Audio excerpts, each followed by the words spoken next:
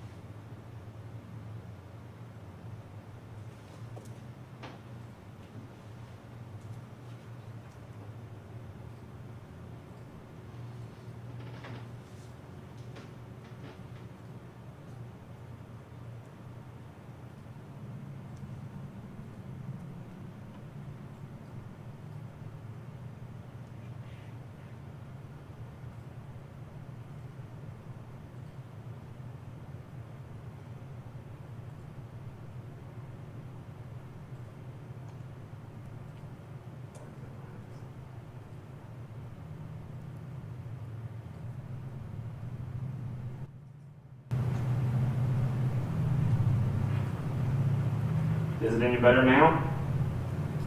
Can you hear me now?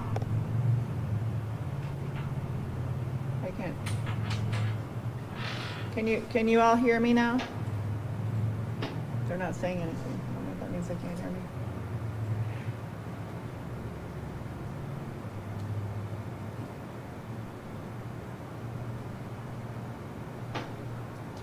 Should I use a different microphone? Was that one working? Nobody's using that one. Okay, they're telling me that they can hear over this. Can someone on the WebEx verbally confirm that you hear? Can you all hear me? They're not. I don't think so. Nod if you can hear me. This one. Should I try that one? Can you all hear me now? Hello? No? would say something if I could. Yes, Frank. Yeah, Fred, can you hear me? So I would think they couldn't hear any of the microphones. You would think it would at least a little bit closer or something.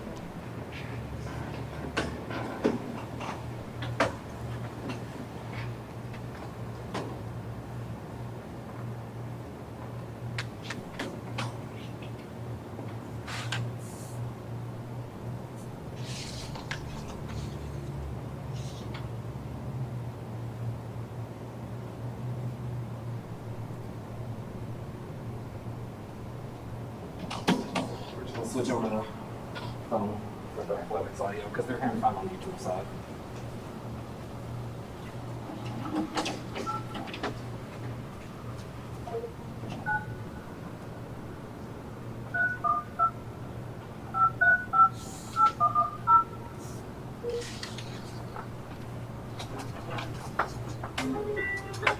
Welcome to WebEx. Enter your access code or meeting number followed by phone. Enter your attendee ID number.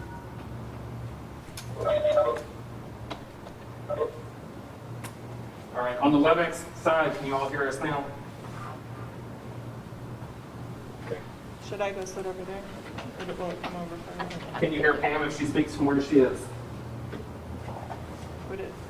Would it be better to move? Will that stretch further or is that it? Can you all hear me? Yeah? Okay, Fred should nod yes. Okay. All right. Yeah, so just on the first page of the presentation, hopefully you all have that digitally when you're on WebEx.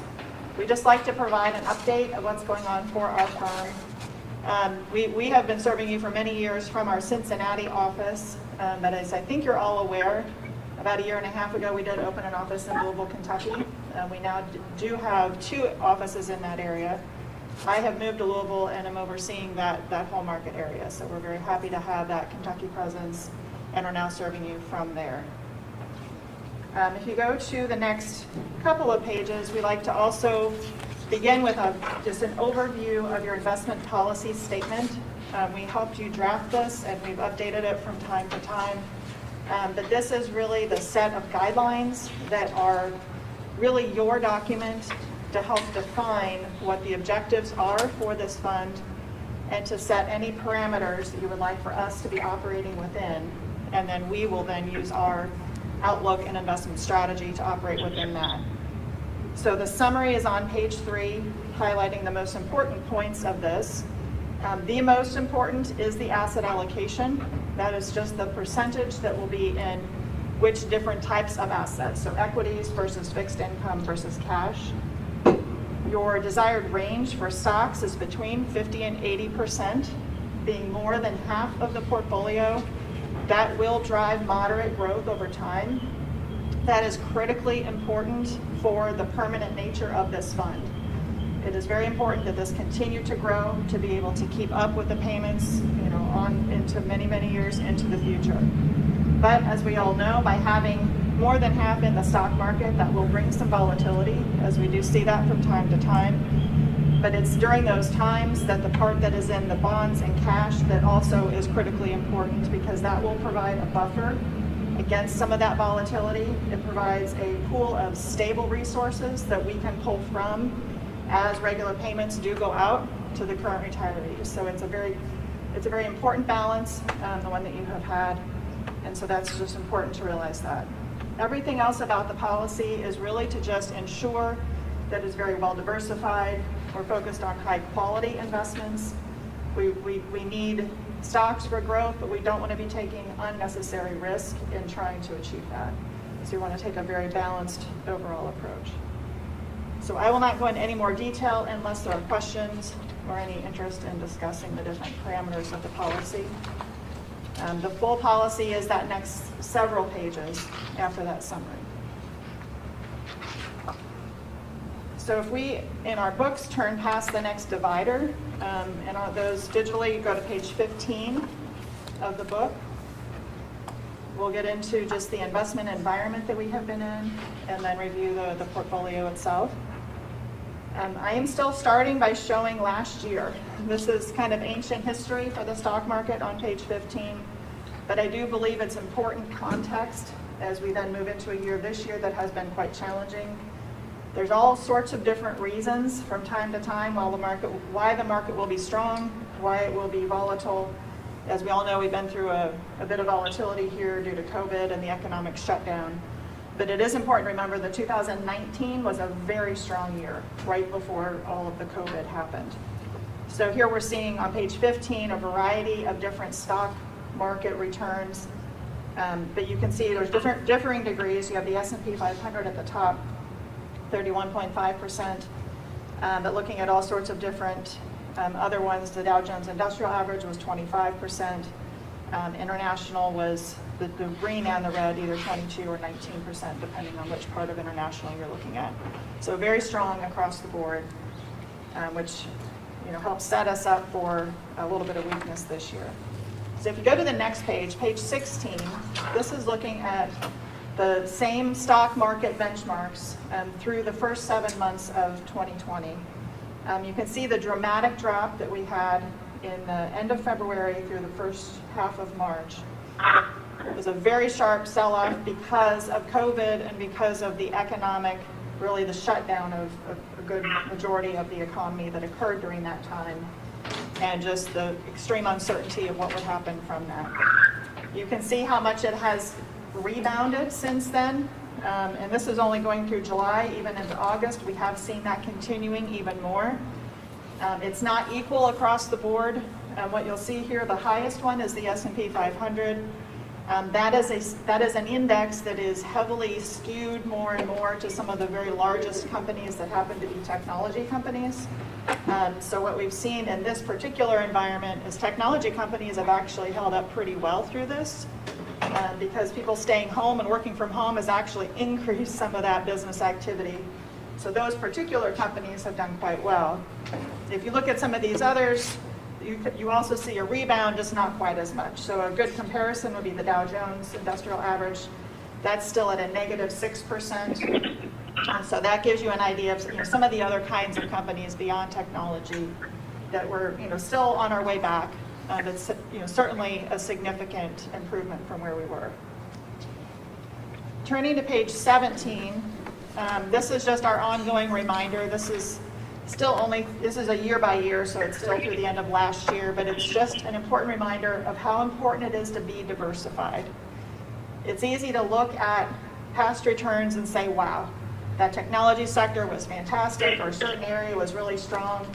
I just want to put all my money in that and focus on that area because it's got to be the best.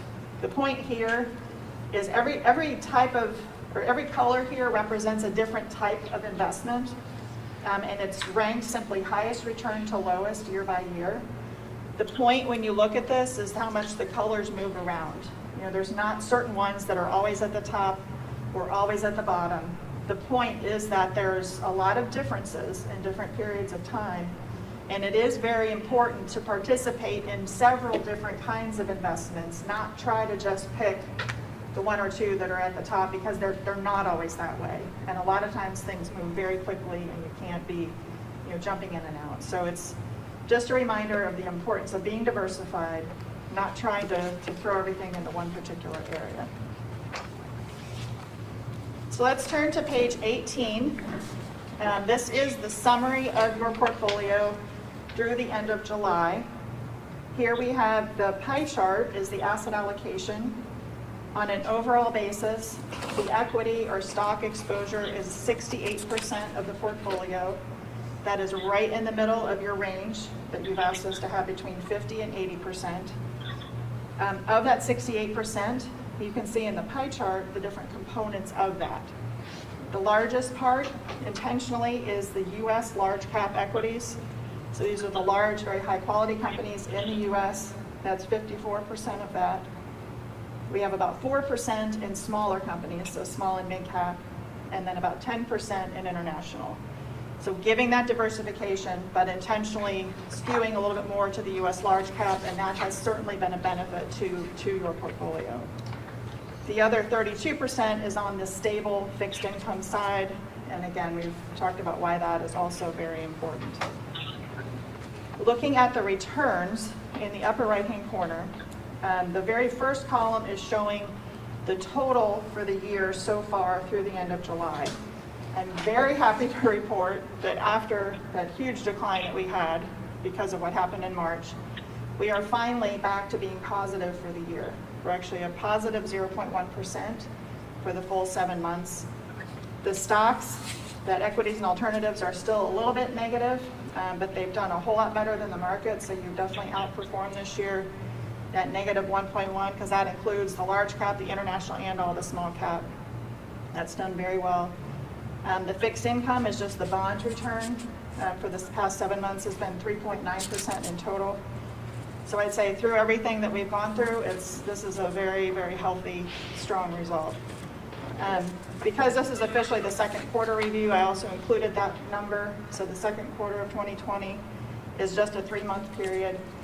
That is that full rebound that we saw. We had a negative result that you saw for the first quarter. The second quarter came back by 15% in total. I'm still just leaving last year to show you.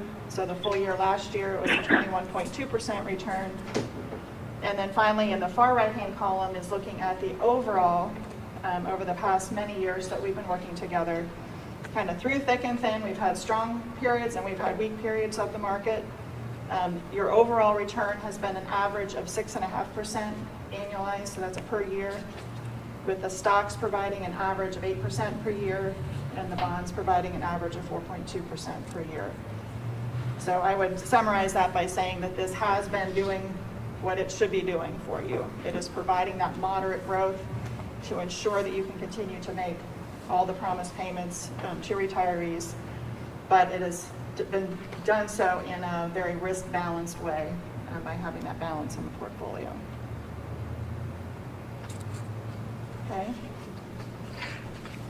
Turning to the next page, the next couple pages just give a little bit more of the detail of how we are investing within those different parts of the portfolio.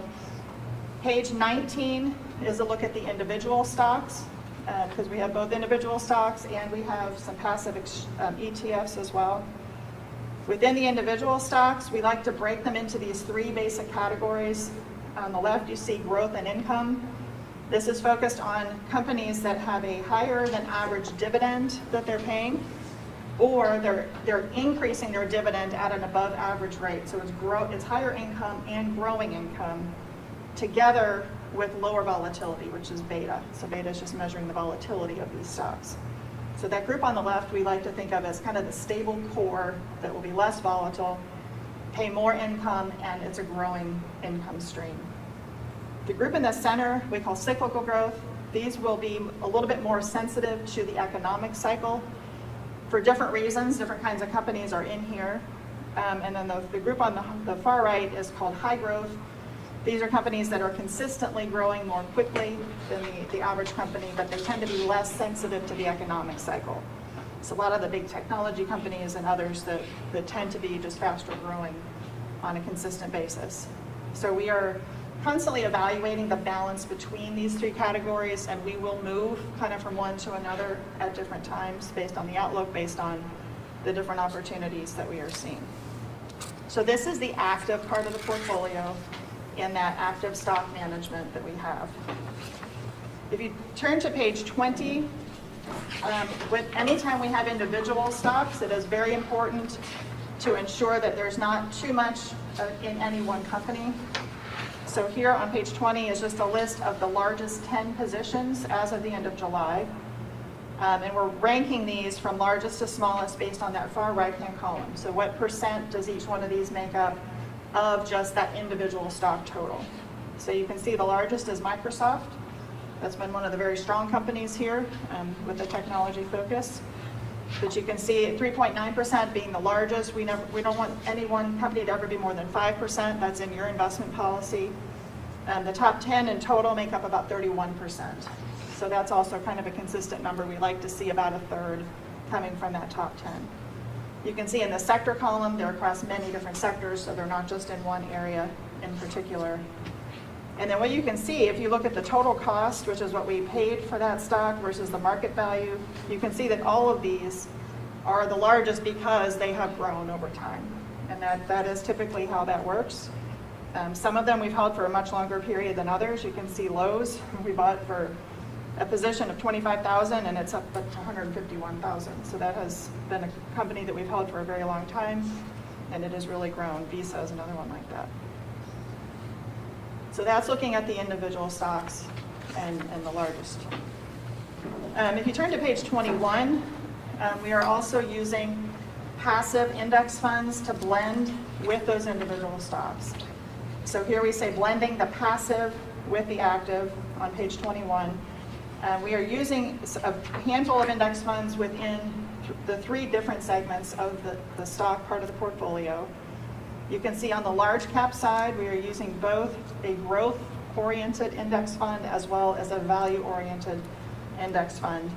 We have had more in the growth than in the value, thankfully, because you can see that growth has continued to far outperform value. So it has definitely been a benefit to have that growth fund in the portfolio. We also have the Russell 2000, that's the small cap, and then the EFA is the general overall international, developed international market. So you can see how those have performed over different periods. And then finally, the bond part of the portfolio we highlight on page 22. Here, as a reminder, we are using all individual bonds for you, and that is also a very important part of how we are managing risk within this portfolio. We do not believe in buying bond mutual funds. Those can actually be extremely dangerous in a rising interest rate environment, as we have the opposite relationship between interest rates and prices of bonds. A bond is a fixed instrument that gets issued with an interest rate that's set for the life of the bond. When interest rates as overall move up or move down, the bonds that are already existing become either more valuable or less valuable because they are suddenly at a higher or a lower rate than what's currently available. We're in an environment right now where interest rates have gone to record lows. We have a 10-year Treasury bond pays 0.7% as of yesterday. That's very, very low. It's very likely that the next direction for interest rates within a reasonable future will be up.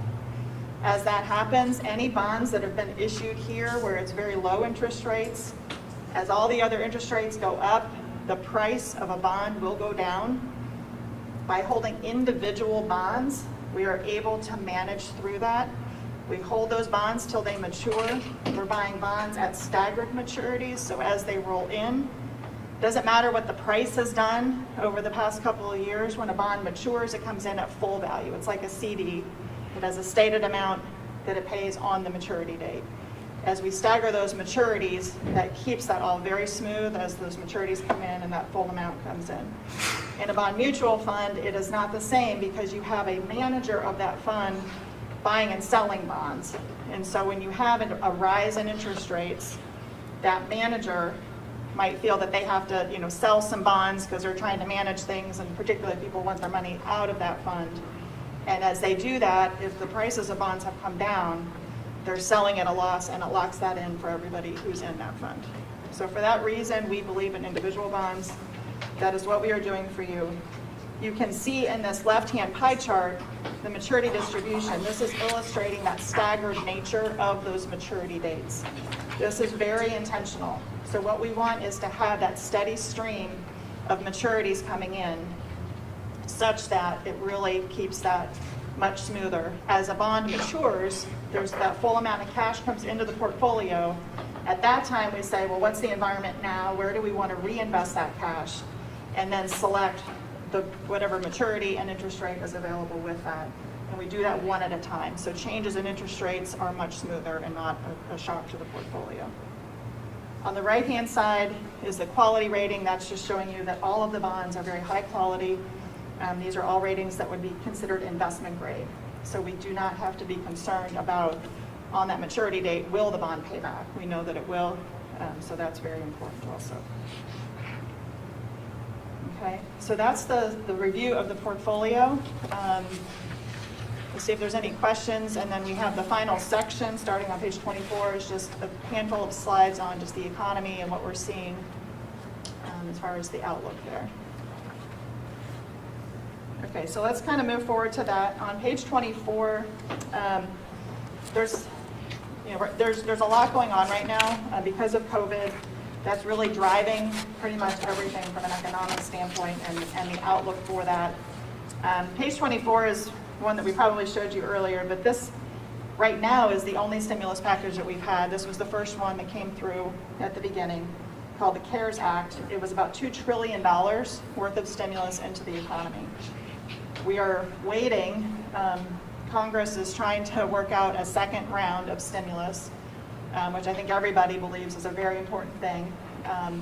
We've had such a shock to the economy by the forced shutdown of so many areas that it's a critical element to have this. The $2 trillion that was already part of a package that was approved that's 10% of our overall GDP, of our overall economy. That's significant. And that is the hit that we're expecting by the end of the year have been pretty much the hit to the economy. It doesn't plug every single hole and every little part that was hit, but it certainly goes a long way and does make a significant difference. If you go to the next page, page 25, this is just saying, taking a look at that amount of stimulus so far and saying, how does that compare to other countries and what has been done elsewhere? On the left is the amount of stimulus as a percentage of the economy for each of those countries to keep it on a comparative basis. So you can see the U.S. has been the most so far at 12% of our overall GDP. If you look on the right, it's looking at the relationship between that and the expected overall decline in the economy by the time the year is over. Or, I'm sorry, this is for the first half of the year. It's not a perfect relationship, but you can see for the most part, the ones that have put the most stimulus out there, as you would expect, are now looking like they're going to have the least amount of decline in the overall economy. So that's kind of what would have been expected.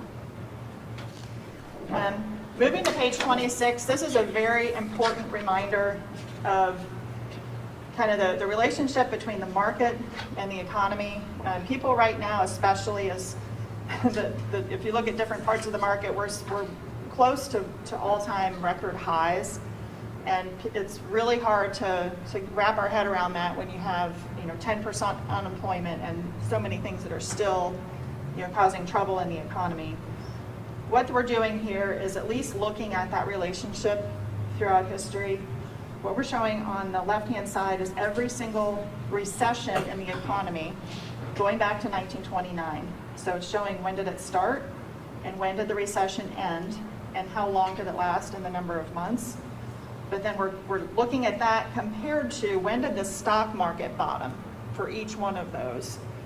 The market, as we know, is always looking out into the future. And so it's a question of how far into the future has it typically done that. That far right-hand column is showing how far ahead of the bottom in the economy did we actually see the stock market bottom and start to go back up. You can see in almost every case it's beforehand. There's one exception to that, which was 2002. But the average is about 4 months. So every situation is different. This one can be different. But what this generally means is that for the most part, when we see these kinds of things happen in the economy and in the market, by the time the economy actually starts to feel like it's getting better and things are starting to finally turn up, the stock market will have long ago already bottomed and be well on its way back up. That's what has happened consistently throughout history. So right now, it's too soon to say, was March 23rd the bottom? Was that it? We don't know. There is always that chance that we could go back to that. We could go through another round of what we saw. Because you never know till you're past it and you look back and you say, oh, that was the bottom. But it's quite possible. And especially based on the way things have worked historically, the market simply bottoms and starts to go up, looking out into the future. Another just similar quick tidbit on page 27 is looking at historically, what has happened when we have such a strong surge? So we did this looked at this at the end of June. As you know, the market has continued to go up since then, but the end of June, we were looking at about a 3-month period, 65 trading days, where the market was up 36.6%. And that can also lead to just the psychological expectation that, wow, if it went up that fast and we don't even feel good about things yet, it's got to be ready to just drop back down again. This is looking at the 10 highest returns that we've seen over the past few decades of a 65 trading day period. And you can see those, ranked 1 through 10. But what we're looking at then is what happened next? What happened over the next 20 days, 65 days, 125 days, and 250 days? And you can see in almost every case, except for 1987, when we actually had a return in October that a lot of people have heard about, the market has generally continued to move higher over that next 6 months to a year. Doesn't mean that that's a prediction for this time, but it is important to realize that most of these times in history, when you've seen such a strong surge in such a short period of time, it has tended to be just the start of another general move up in the market. Just a couple more pages. If you turn to page 28, we want to at least look at where things are economically. This is looking at the ongoing claims for unemployment. Again, this was at the end of June. What we're seeing here is that we had started to see, things move down. We saw the huge spike with the beginning of the COVID and the shutdown. As things started to reopen, we've seen that start to decline. I can tell you, not going into July and the first part of August, we saw it start to pick up again. And then we just had a report that things are starting to move down. So there's still a lot to play out, but we do want to keep a close eye on that. And it ties very closely to the next page, page 29, which is, the overall curve of the virus itself and the infection rate. Again, this was looking at it at the end of June. We had seen the decline as we had that shutdown, and that was the goal that was successful. However, as things started opening back up and people are out and about not being as careful, you see that curve had started to rise, and that is the big question. So it's still playing out. We have to see how things go, but the biggest question for the market is how does that relate to what happens for the economy? So does it lead to additional shutdowns and slowing things down, or are we finding ways to continue keeping businesses going and keeping that activity going? So we're still in the thick of this. There's a lot to still observe and see how things play out. But I will conclude with page 30, which is the outlook that we like to put out there. This would be the same as what we showed you last time. So we are looking at no longer a calendar year, but because of what happened in March, March 23rd is still the bottom that we've had so far. We said, given where we were at that point, at the end of March, we would like to put our outlook, instead of to the end of the calendar year, we took a look at it through the middle of next year. So this is an unusual kind of 15-month window that we're looking at. But we like to at least give probabilities of various outcomes. And so based on what we do know as well as what we don't know, our investment team has put about a 50% probability on basically a full return and a little bit more for the overall, looking at the S&P 500. Which would be a 32% return from the end of March to the middle of June. We're almost there now, and so it is a question of, do we start to expect, that higher, more optimistic case? But there's, still obviously things to watch and to work through. So that is my conclusion. For those in the room, behind tab A is just the listing of all the holdings. So this is just an appendix, but it's kind of our version of your statement. It just shows totals by category and then all the individual holdings. And that doesn't go into the PowerPoint for those on the WebEx. That's not part of the presentation file, but it is something that we have here. Thank you, Pam. Yeah. Are there any other questions? Does anyone on the phone have any questions for Pam today? Yeah, I had a question that's maybe a little bit off topic, but it was my understanding, like when we had the Great Recession and there was the, the bailout and of $1 trillion, and that was done with, I guess, issuing bonds and borrowing money. And my understanding of, like, the CARES Act is basically kind of the Fed and the Treasury got together and just created money. Like, is that correct? Yeah. So that, So what will happen in the long term from that, do you think? yeah. And that will quickly become the new discussion once we get through COVID and all of, and the election. That is a potential concern. You know, the historical relationship is that when the government prints money, we end up with higher inflation and therefore higher interest rates and the things that go along with that. The one difference with this situation is that this is money that's being, quote, printed, but it's not going out into circulation and becoming part of the overall flow, which is what has tended to lead to inflation because the dollar becomes less valuable. The bonds that get issued because of this have been purchased and are being held on the balance sheet of the Federal Reserve. So Rick, as you said, it's kind of the government creating it, but then it's kind of going on the government's own balance sheet or a different part of that. There is a possibility that will make it such that it's not that traditional relationship. Typically, when you see the inflationary effects, it's because it's money that's being lent out, it's going out into circulation, out into the economy. But when we don't have that level of demand from the economy, it's not going to just happen by itself.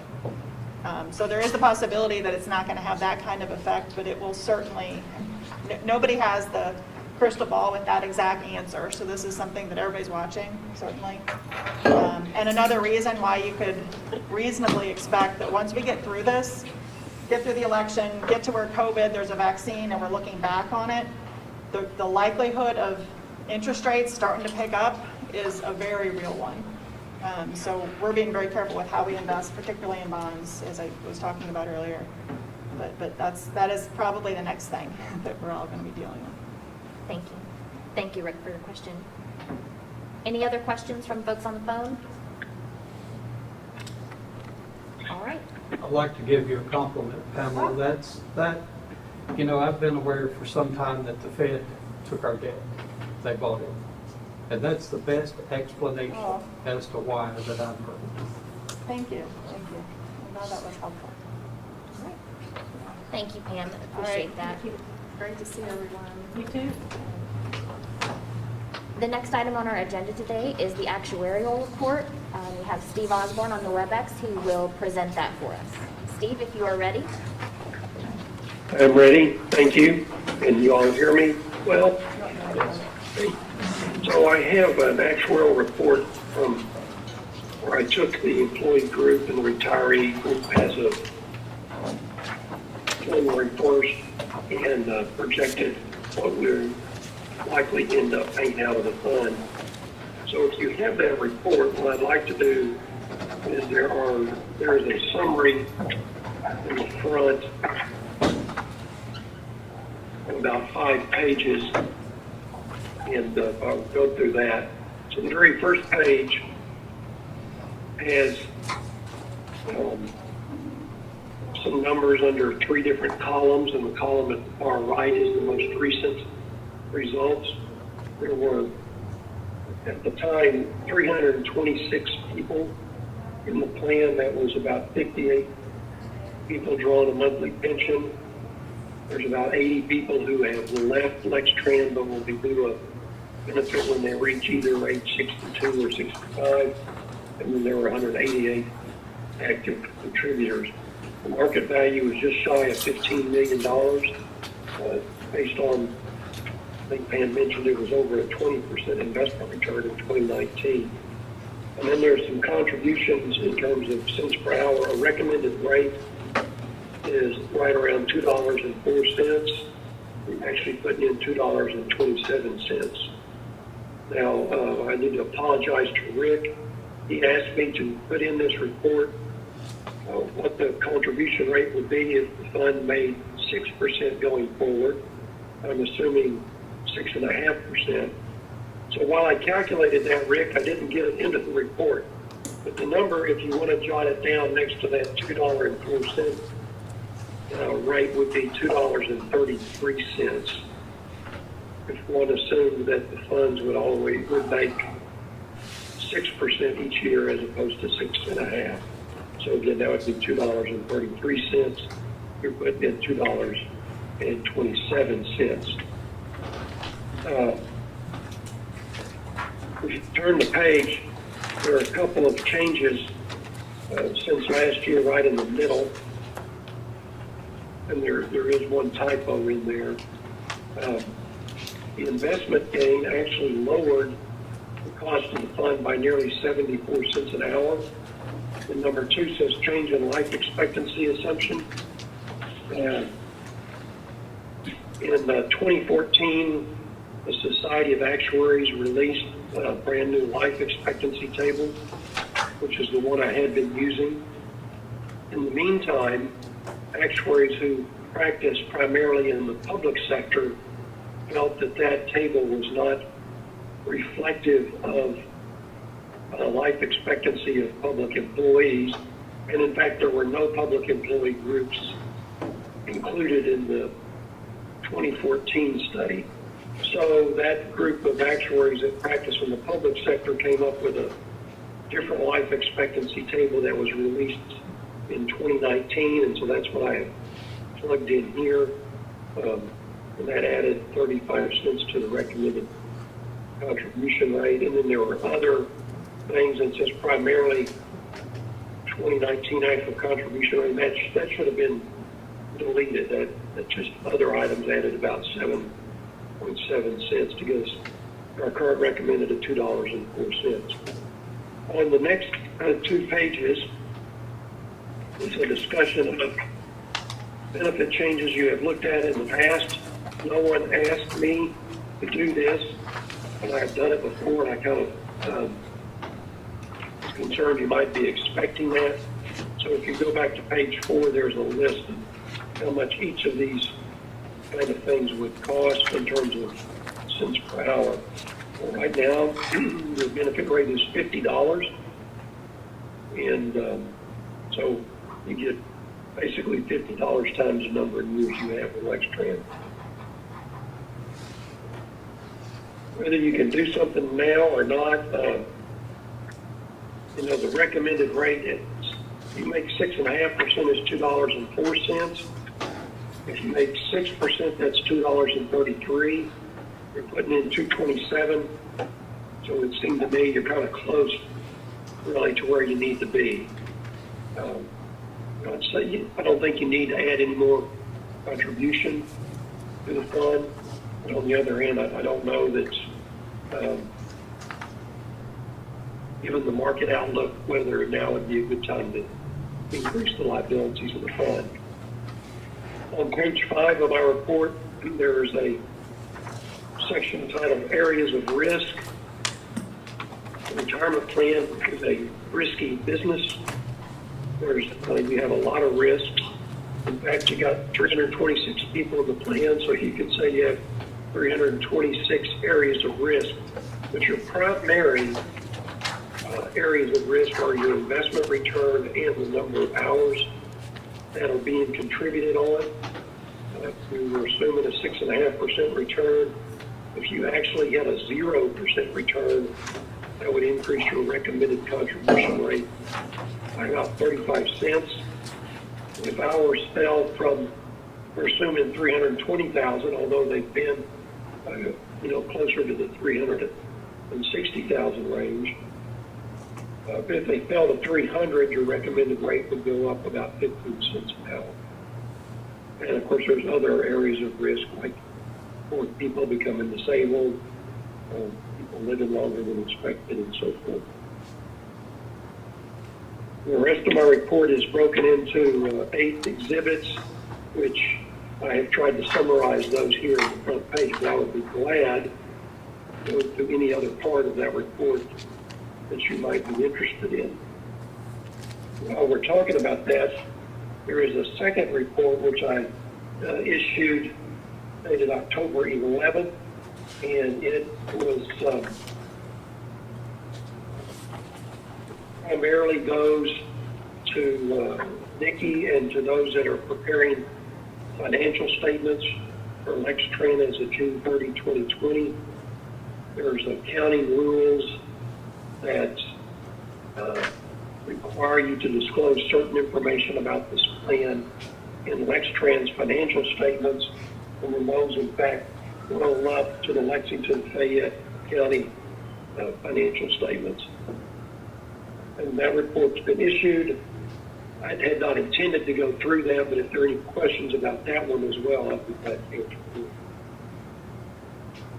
The auditors have that report and there are no questions at this time for that one.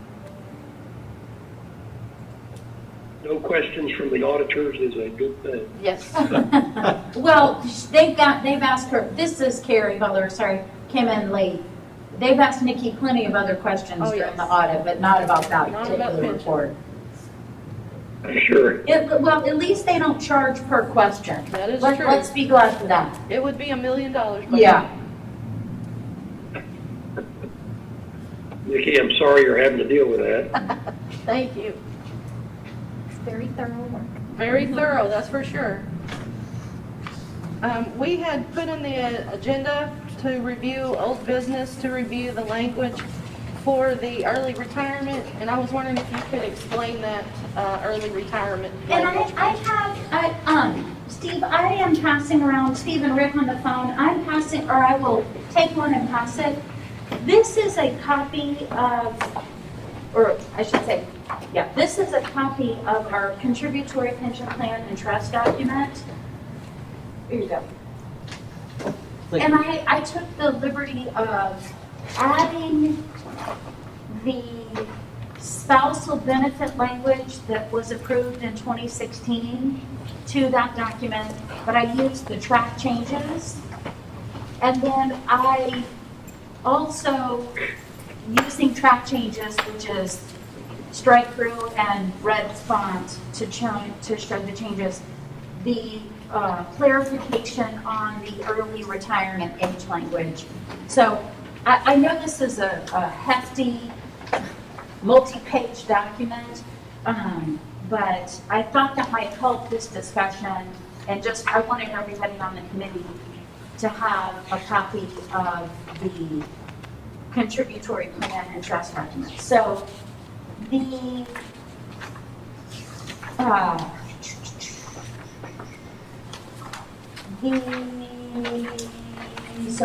sorry. On page 9 of 77, this was part of Amendment 1, just changing the name of the committee to the Pension Committee. And then the spousal benefit, I printed mine single-sided, is in Article 5, which starts about, okay, then on page 37, Section 5.5, Part B, was amended as part of Amendment number 1. Oh no, this is our suggested change. This is the early retirement. Okay, all right, take it away, Mr. Osborne.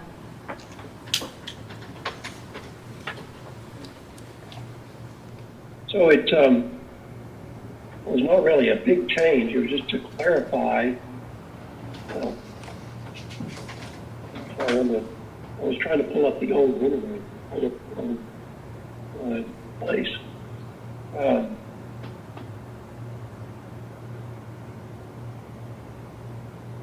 So what it said before was that if a person leaves Lextran and they're due a pension benefit, that when they reach either 62 or 65, they can draw their pension. But the plan did allow them to draw earlier, but it just said in the plan as it is, it just says the administrator at the election of the participant will direct earlier payment of the accrued benefit. But it doesn't really say that the person had to be eligible for early retirement. So you'd have active employees, you have to be I believe, 55 to get early retirement.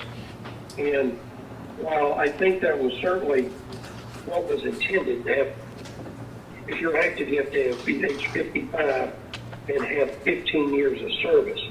And so I think the idea really was if you quit Lextran and you had at least 15 years that you could retire early at 55.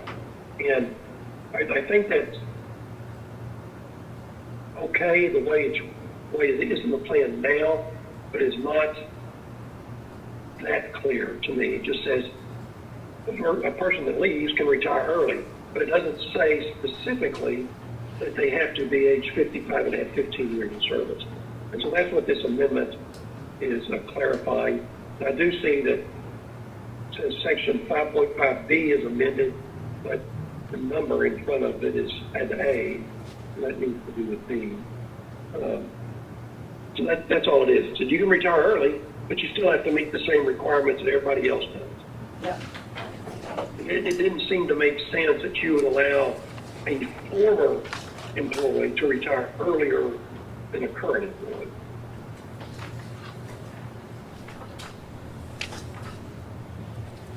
And the early retirement date is defined on page 12 under 1.14, if you're looking for that.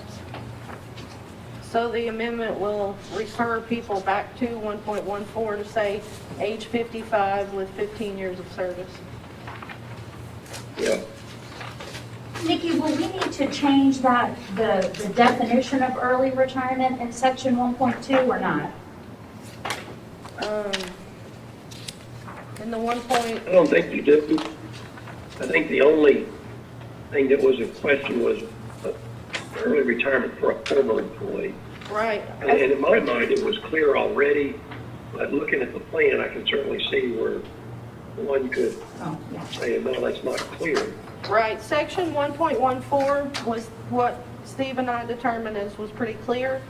But on page 37 in the B where the amendment is, that's where it's not clear. Hey, Mr. Grisman, do you have a question?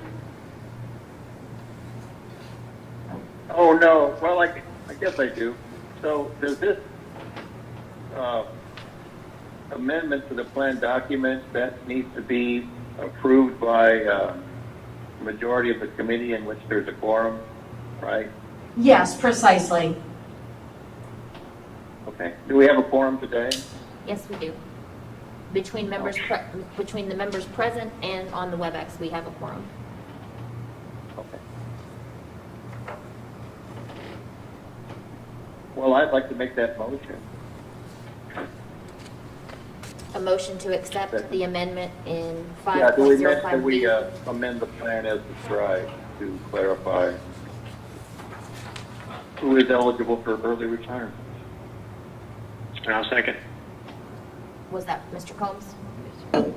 Yes. All right. We have a motion on the floor from Mr. Chrisman, a second on the motion from Mr. Combs. All in favor, please say aye. Aye. Aye. Aye. Any opposed?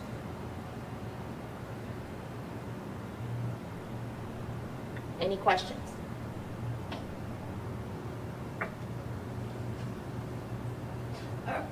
Are you all abstaining? I don't understand why. Yes, I am, because this, What was you know, I the just, last this is the first time I've looked at this. This red right in the change, And what was included in the, what is it changing from? on page 12, in 1.14, it defines early retirement as age 55 with 15 years of service. On page 37, it refers to early retirement, but it does not define what that is. So in order to make it clear, we have added refer back to the definition of early retirement on page 12. It doesn't change anything within the policy, it just clears up the language. So there's no question of what early retirement means. Daryl, the part of section B that was existing is the red part that has the strike through, the line through it. And the new part is red with underline.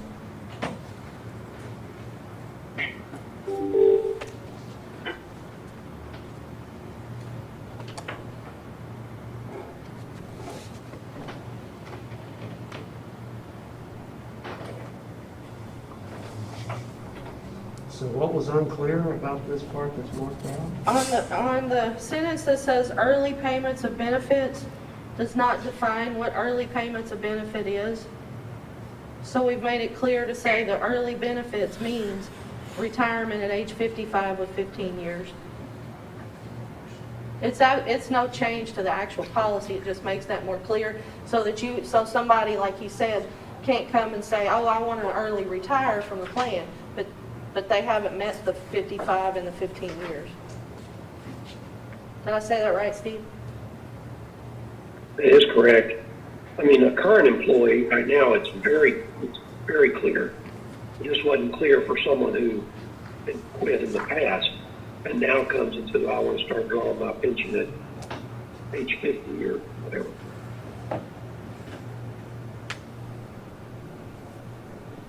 And as I said, I think that was clear to me, but there was some confusion here in the plan document.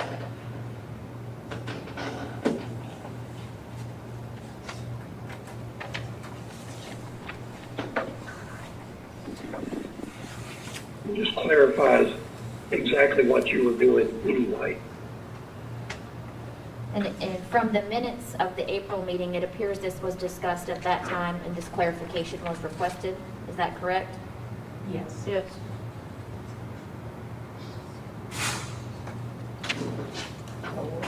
What action would the committee like to take today? Do you want to I think Vote? it passed. I think it just passed. with 3 members abstaining? I mean, I'm not exactly sure on Robert's rules, but if you have a quorum and 3 people voted, it passes.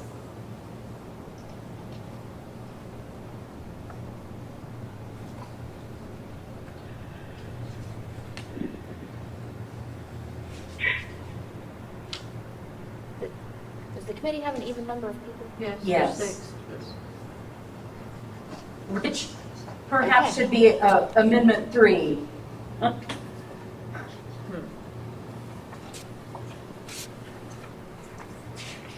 Would you like me to restate the motion so it's more clear that it's simply to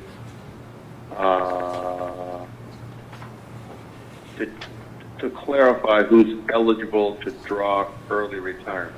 In other words, to clarify the qualifications Okay, necessary to get an early retirement. I think that's helpful. I don't know if that's better or not.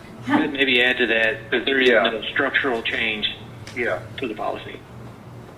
So we have a motion Okay. on the floor for a structural change to the policy or No, language. non-structural change. Non-structural change to the policy for language that simply clarifies the age for early retirement. Does that summarize what you said, Rick? Well, the requirement to retire, or in other words, the qualification, in other words, to get early retirement, you have to meet the rule of what, Steve? Section 55, Section 55, 55 years old and have 15 years. 15 years, so you have to meet both those qualifications, right? Right, and the amendment itself applies only to people who are no longer employed at Lextran. Oh, okay, and that's right, so. Early retirement for those who are no longer employed. Exactly. That's a very long motion, but I think we all got the gist of it. Thank you. All right.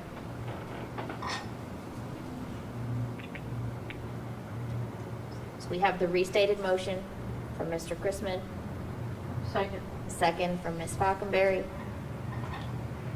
All in favor, please say aye. Aye. Aye. All opposed? All right. Thank you. The next item on the agenda is new business to review the FY21 meeting schedule. I will let Ms. Falconberry address that. I'm sorry, we skipped B on old business. Oh, I'm sorry. I'm That's sorry okay. about that. We're confirming the evaluation, the pension evaluation committee. We can't talk about it at this meeting, but we're going to confirm the next meeting for the evaluation committee is August 27th at 11 a.m. Does that work for everyone? Yes. I think that's the call with Glenda, right? Yes. Yes, Yes. yes. Yeah, that's the meeting request from Glenda Shootman. Okay, and as Jill mentioned, the new business, the board passed the meeting schedule for all meetings in the fiscal year of 2021. The pension committees are scheduled for November 10th at 10 a.m., February 9th at 10 a.m., and May 11th at 10 a.m. That was November 10th, February 9th. November 10th, February 9th, and May 11th. They're all at 10. Uh-huh, right.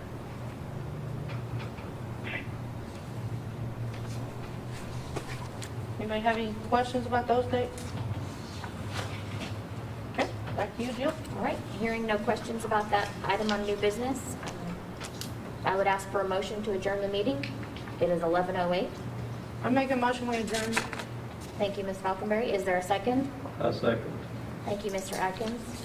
I think we can adjourn by consensus. Thank you. Thank you. Thank